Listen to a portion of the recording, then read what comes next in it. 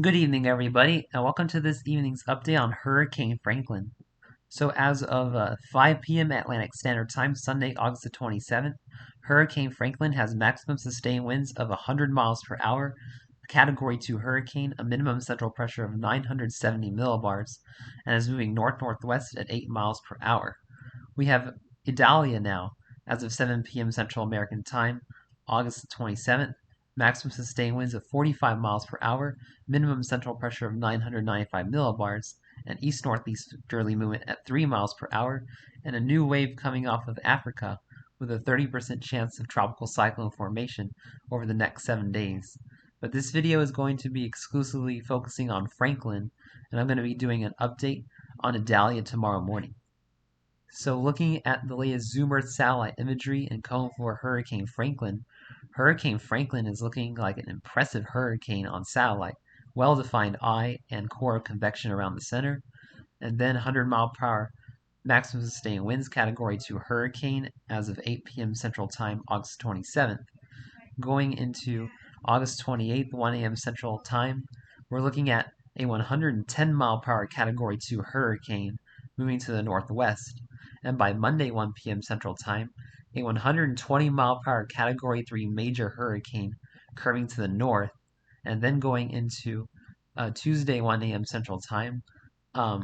Franklin is now expected to become a Category 4 major hurricane as it curves to the north-northeast.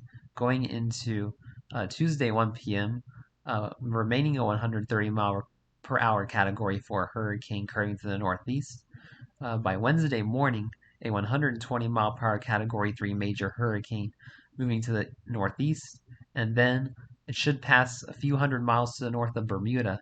By Wednesday morning, a 115 mile per hour Category 3 major hurricane moving to the east northeast, and then Franklin is going to race to the northeast by Thursday 1 p.m. Central American Time, 100 mile per hour Category 2 hurricane racing to the east northeast, and then by Friday 1 p.m. Central American Time, an 80 mile per hour Category 1 hurricane racing out into the North Atlantic. And thankfully for my friends in Atlantic Canada, no impacts are going to be expected from Franklin as the track is going to be too far to the southeast. So looking at the latest intensity model guidance for Hurricane Franklin, most models keep Franklin a Category 3, but some intensify it to a Category 4 over the next 24 to 96 hours, and then we see a weakening trend as Franklin moves into cooler waters of the northern Atlantic. Looking at the spaghetti model tracks, in the next 72 hours, we see some of these spaghetti models getting close to Bermuda, so Bermuda is likely going to be seeing some tropical storm force winds and some rain from Franklin as we go into the next 72 hours on Wednesday. But other than that, no significant impacts to any land, thankfully, as all the spaghetti model plots keep it several hundred miles south of Atlantic Canada now. And looking at some of these rainfall accumulations, GFS is putting about a third to a half an inch of rain in Bermuda, a further westerly track of Franklin, and then looking at the European model, the Euro brings Franklin much closer to Bermuda, bringing about an inch of rain with about 3 to 4 inches just to the north of the island. So I'm going to have to watch Franklin closely over the next several days for Bermuda.